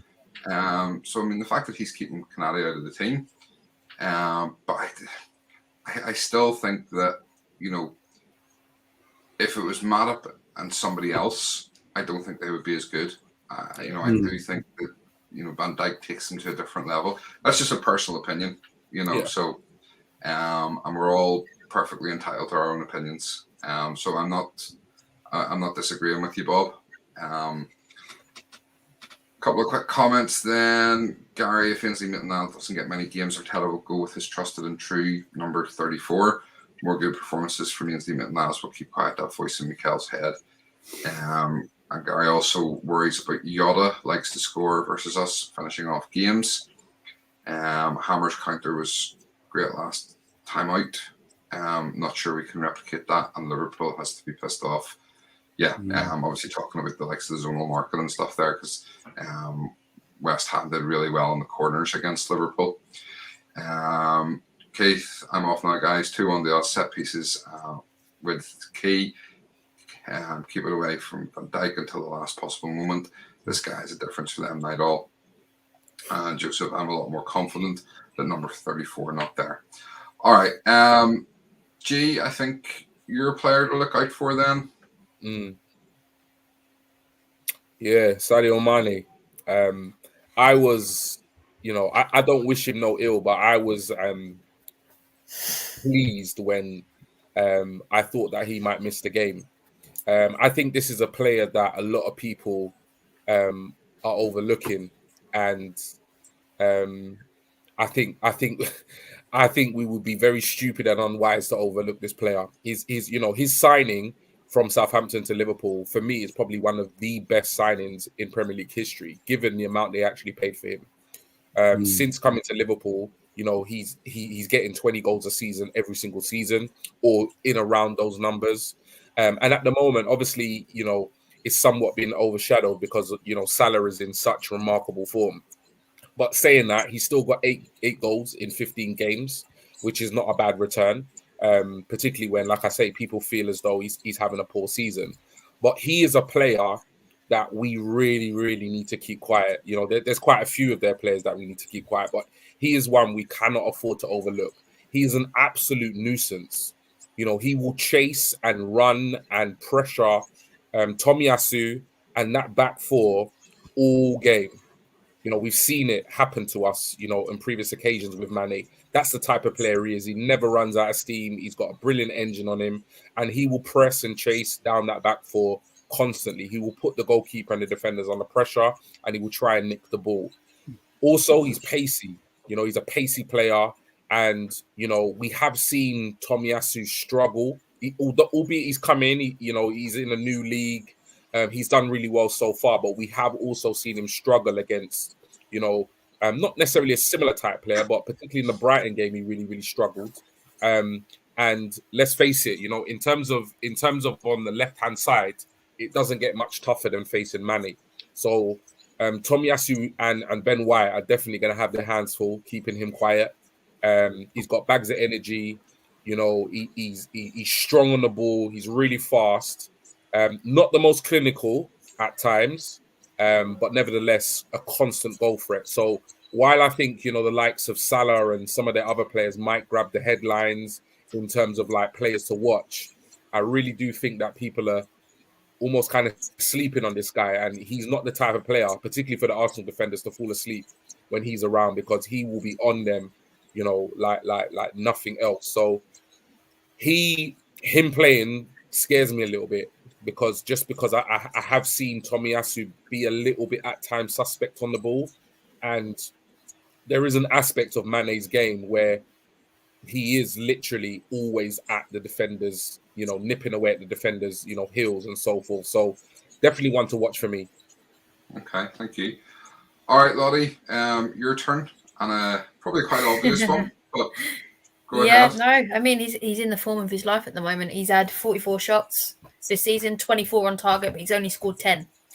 But he's on the form of his life, so he's one we're definitely going to have to watch.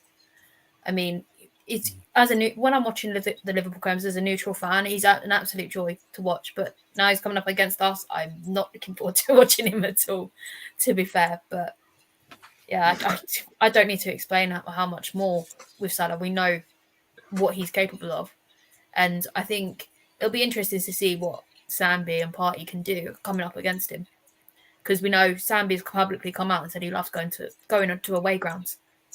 He thrives off the energy, so we'll see what he can do. Absolutely, thank you, Ryan. Is there anybody else in the Liverpool team that you can think of, or have you any comments on those two guys that you want to make?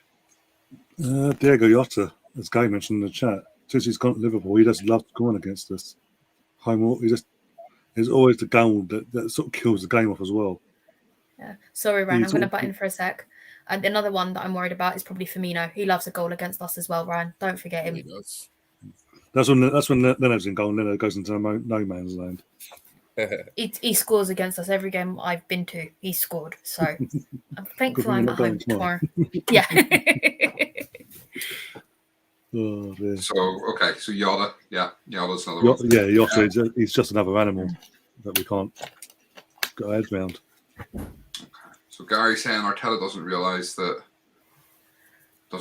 Joe, unless he's changed for the better. I hope. Obviously, in terms of 34. Keith, got to go, guys. Great show. Morning Gunners. Gary, oh no, player doesn't look in prime form. Enter Arsenal. No present salary, please. Yeah, you're right. Right.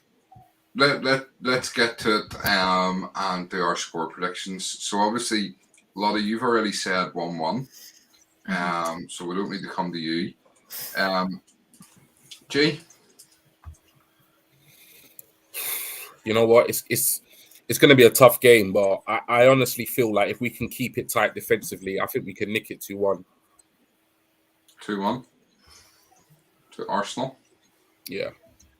I'm going to go. What am I going to say? I'm going to say 2-1 as well. I do think 2-1. I'm the same as yourself, quietly confident, and I think we can nick it. So we've left Ryan to last, as we always do when we have a guest on the show. And the reason we do that is, for anybody that's watching and doesn't know, we do have our little predictor league, where we're competing against each other. We get 1 point for correct result, 3 points for correct score. We also place a bet on whoever our guest is, what their scoreline is. We place a £1 bet for charity, and any money that we win will go at the end of this season to Air Ambulance Northern Ireland, which is our chosen charity of this season, just because it takes £2 million a year to run that charity, to run the Air Ambulance in Northern Ireland. And they did come to the aid of a good friend of mine a few weeks back after he had a very bad motorbike crash during a race. And I'm pleased to say he is out of hospital now and doing a lot better. So thanks to the Air Ambulance Northern Ireland. So, Ryan, what is your score prediction? 2-2. I think 2-2. For me, again, I know we're on this under 10 game unbeaten run in all comps, but it's Liverpool. This is a different animal to what we're used to. It's Anfield as well. I'm quite happy to take a point. If we get a win, it'd be fantastic. I think 2-2 would be the more realistic. A draw would be more realistic, but I'm going to go for a 2-2. We're going to cause them more problems than they're expecting, and that's where we get the goals from. Because even though they're going to be a wounded animal from West Ham, they're still not. I think they're going to still take us lightly compared to West Ham, and that's only a positive for us. But I still think they'll nick 2 goals back in retaliation. They won't switch off like they did against West Ham fully. Excellent. Okay. And I've got to pretend that I obviously didn't know that. But no, obviously Ryan told me before the show what his score prediction was, and I placed the bet. 2-2 returns odds of 12-1. So our £1 bet, if it comes in at 2-2, will get us £13 for our charity. Much as I don't want you to be right, because I want us to win. If we're going to get a draw, I hope it's 2-2, because as yet we are this is game 13? 12, 13 is it? 12. Of the season? 12. 12. And we have yet to win a bet for the charity. So we really need to start getting some money up here. Otherwise, we're going to have to do other ridiculous things to get some money coming in for our charity. Right, listen, guys. The time has really flown by. I didn't realize we've been on so long.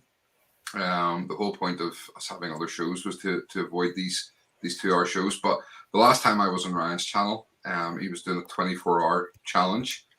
So almost being died. on screen for this length of time is no problem for him. Ryan, thank you so much for coming on. For anybody that doesn't know you, which I don't know that there's anybody who watches this that wouldn't know you, but if they don't, tell us where they can find some more of you. We're obviously here on YouTube on the Mr. Arsenal podcast. Obviously, audio goes up on Spotify and all audio outlets as well, about 40 minutes after every podcast itself. On Twitter, the Twitter handle's on the screen there at Mr. Arsenal 89. You can find us on Facebook as well on the group and fan pages, the Mr. Arsenal podcast, and we will talk all things Arsenal, and other content creators share their stuff as well. Excellent, thank you. And you have, a bit like ourselves, just released some merch as well, I believe. Yes, I got bored before the international break, so I thought, you know what, and it's going to sort of take on the Arsenal sort of way, in the sense of I'll make no money. Any profits that are made from sales are going to go towards Arsenal-based charities for this season, and obviously for the following season and all that jazz. So I'm making nothing out of it. And as I said, any charities associated with the club for every season, that money will go to them charities. Brilliant, excellent. You got your hoodies, vests, pint glass, mugs, stainless water bottle things, and there's a variety of stuff on there. There's a few more bits coming as well in the next couple of weeks. Excellent, brilliant. Well, listen, thank you so much for being on. We will come back to you in a wee sec. Anybody, if you any last comments you want to say, drop them in now. G, do you want to give us a quick roundup and do the socials? Yep, no problem. So yeah, thank you guys for tuning into the stream, whether you're watching this live or at a later date. We do, really, really appreciate your support. But yeah, we are on all the kind of main social platforms. So if you are not following us on Facebook, please go over there and follow us. And that's at Cannon Chatter. We're also on Instagram, which is at Cannon_Chatter. And most recently, we've got our TikTok page, which is at Cannon_Chatter. Twitter is where we do most of our interacting, obviously, with most of you that do, tune into the streams. So, if you're not following the official Twitter account for Cannon Chatter, please do. And you can find that at Cannon Chatter. You can follow Stephen, which is at SB Cannon Chatter. You can follow myself, which is at G Talks Arsenal. And you can follow Lottie at Lottie_B with 2 T's and 2 I's, because somebody beat her to it. And obviously all the details are in the actual video's description. But if you want to purchase any Cannon Chatter t-shirts, hoodies, then please just email info@cannonchatter.com or DM Stephen at SB Cannon Chatter on Twitter, or just send any one of us a DM and we can give you all the information you need. Most importantly, please do make sure, if you haven't already, you do subscribe to the channel, you turn on those notifications, and you hit that like button, people. Excellent. Okay, thank you. Lottie, anything we've missed? Yep, missed my blog. I'm now nearly up to date with all the match reports. If you want to go relive any games, all of them are up there apart from Watford, and obviously tomorrow's won't be up till maybe Monday. So if you want to go back and have a read, absolutely go for it. It's at lottieafc.blogspot.co.uk. Okay, excellent. Thank you. And don't forget to have your fantasy football changes made by, I think, probably 11 tomorrow morning. 11 tomorrow morning, yeah, because Leicester and Chelsea kick off at 12:30. Excellent. Thank you. Right, last couple of comments then. Ben, keep up the good work. Early start up the Arsenal. Gary, Yeah, great show. Liverpool Good night, tomorrow. Stephen G, Ryan, and Lottie. Come on, you winners. Good night, chat room from Gary. And link to the channel merch is available via the community post over on my channel from Ryan. Brilliant. Thank you so much. G, any last words? No. Obviously, like I said, mixed feelings with regards to games tomorrow. So yeah, I'm just praying for a good result, man. So yeah, come on, you Gunners, man. Let's do this. Excellent. Lottie? Come on, you yellows. God, not even yellow either, by the way. Yeah, we are actually. I know, but it's the yellow we're wearing. It's not yellow. It's whatever. It's still yellow. It's still yellow. Don't get technical. I know it's lemon sherbet yellow, but I'm not gonna go with it. Behave yourself. Behave yourself. You're nitpicking. Come on, nitpicking. Leave me alone. Nitpicking. Ryan, a big thank you again for coming on. Really appreciate it. Any final words from yourself? No, thanks for obviously having me on, and I hope to have you back on my channel soon. Obviously, yourself and Lottie been on. I hope to get G on at some point as well. And yeah, man. Thanks again. Excellent, thank you. Well, listen, guys, we will be back on Monday night with a review show, and then I think hopefully we'll have some more G talks and some more Lottie shows next week. Yeah, it's FA Cup final coming up next week. So, well, not next. Yep. So 2 weeks. Exciting times. Brilliant. So yeah, back Monday night. Big game tomorrow. Let's hope we're all happy tomorrow night. But until Monday, keep chatting. See you soon.